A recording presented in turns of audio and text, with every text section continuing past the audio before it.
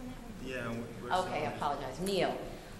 He said that the roadblocks his roadblock is the difficulty in supporting users with handheld devices such as PDAs and smartphones. SIP apps are freely available for these devices. IX apps are not. So is that true or not? You know, maybe we'll find out from some of you in a minute. I have a Nokia E61i. I would love to know about anything that's available out there that I could put on there. Okay, so the last question is other issues, any other issues? We asked him, you know, what else? Any other issues relevant to you and your customer vendors' use of Asterisk and IX2? And Kevin said some of their customers have had trouble learning how to configure their equipment for IX2 as opposed to SIP, but their group is there to help them with that. That's what they're paid for, right? Other than that, overall, they're really pleased with the protocol. One thing that I think is missing with EX2 is, for example, a sub switch that could forward and relay the calls like OpenSer does for SIP. So we could use load balancing with EX2 also. And this is the last question. I think there's one more slide that you might want to look at. I cannot remember right now. But afterwards and through the end of the day, like we're not leaving until tomorrow morning, come by and talk to Max or me. We can look at the API together, working, and just answer any of your questions. And would love to hear your tips. I see a lot of members of DIDX in the audience. Thank you so much for coming out and supporting. I'd like to add. Oh yeah, one more. When I mentioned that in the dial, in the URLs, in the dial command, it's more practical to include the user and the password. For DIDX, you can see a set of example here, where you only have one user entry, and no matter how many IDs or servers your inbound provider has, you only need this, right?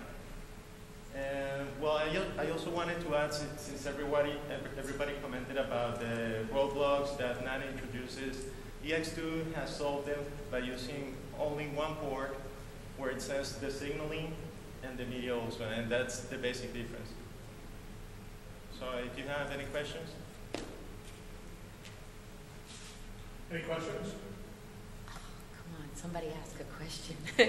I've got a statement rather than a question, which is that the media-only transfer thing that's recently been added would allow something like OpenSer to be written for EEX. I hear that somebody is doing that, but it's not released yet. The agent that you can download to your cell phone? Or? No. Okay. No. We're addressing this thing about routing the media separately from your server, yeah? So the endpoints can talk to each other. Now, the latest version of EEX and Asterisk supports that, but nobody's written and released an OpenSer equivalent for EEX yet. But there is somebody working on it, I hear. Great. And there are a lot of collaborations. Have you heard of A2 Billing? They've got something set up where you can automatically have the API integrated to it, and it's a pretty awesome project, I think, you know. And I wanted to ask one question. Does anybody know about any EEX apps that you can put on the cell phone? No? Is there anything, Ed? Or maybe I'm asking a dumb question. I would have heard some of the Java guys who were. If not, here's an opportunity, right? Well, I really enjoyed getting to know everybody this week, and I hope to get to know you better. And I guess we'll just close that out. And like I said, come grab us. The Code Zone Developer Room is open, I think, till... Code Zone Developer Room is open? Well, the exhibit hall is open until 2 today. And Code Zone is open tonight until 1 a.m. Yes, and you can go in there and play Wii, foosball, pool, be in a telephony, an Asterisk competition, and all kinds of things. So, and it's open for everybody. Okay, well, I appreciate it. Thank you. Thank you very much.